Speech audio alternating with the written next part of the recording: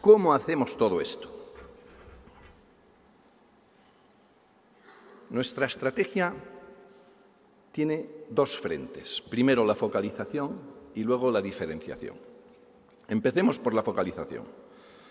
La focalización, en nuestro caso, significa que no hemos tenido la tentación de diversificar de manera dispersa o incoherente. Siempre nos hemos movido en el mismo campo. Hemos sabido definir bien nuestro territorio y hemos definido también los confines del mismo y nunca nos hemos salido de ahí, nunca nos hemos salido de nuestro campo de expertise. Es más, les puedo adelantar que cuando hemos hecho algún viraje nos la hemos pegado. Así que esa es una lección para nosotros importante, que es perseverar y ser coherentes. El portfolio de una compañía refleja, a mi modo de ver, de la mejor manera posible la personalidad de una empresa. Y ese portfolio es el DNI de la empresa. Cuando en un portfolio se ven cosas dispersas e incoherentes, es difícil de entender la misión de la compañía. En nuestro caso es fácil, porque todo está relativamente dirigido o focalizado hacia la salud y la nutrición. A su vez, también nosotros decimos que no todos los productos y todas las marcas son iguales.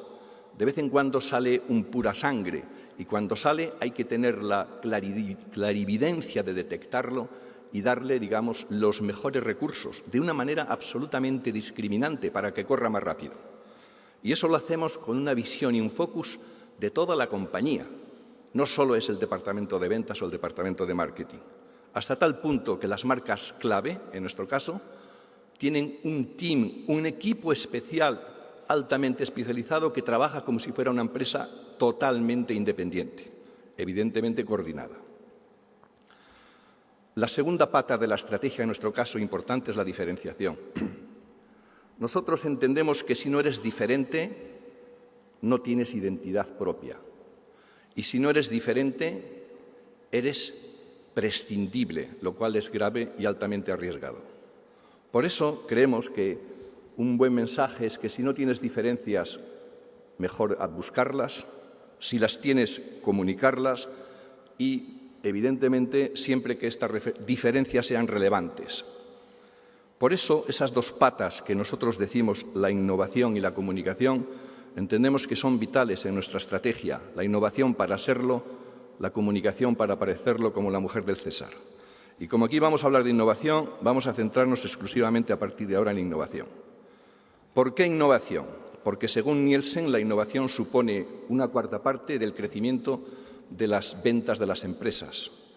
En nuestro caso, la innovación puede suponer perfectamente un 10% de las ventas de la innovación lanzada en el último año, año y medio o 2 años máximo. Para que la innovación prospere y funcione es absolutamente imprescindible y necesaria la referenciación.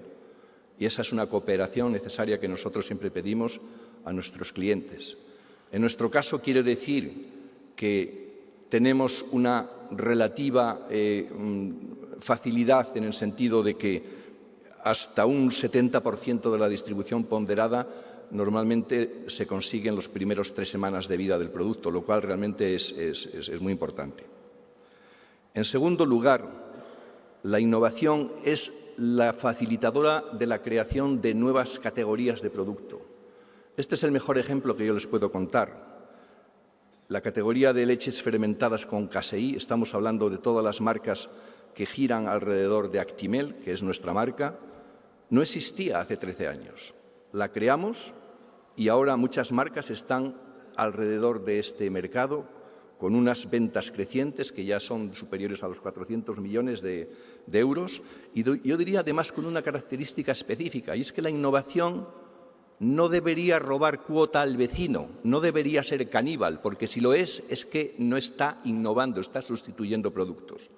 En nuestro caso, la innovación normalmente, no siempre, normalmente no es caníbal y no sustituye al vecino porque la innovación está basada en hechos diferenciales como es beneficios distintivos basados en la categoría del fermento.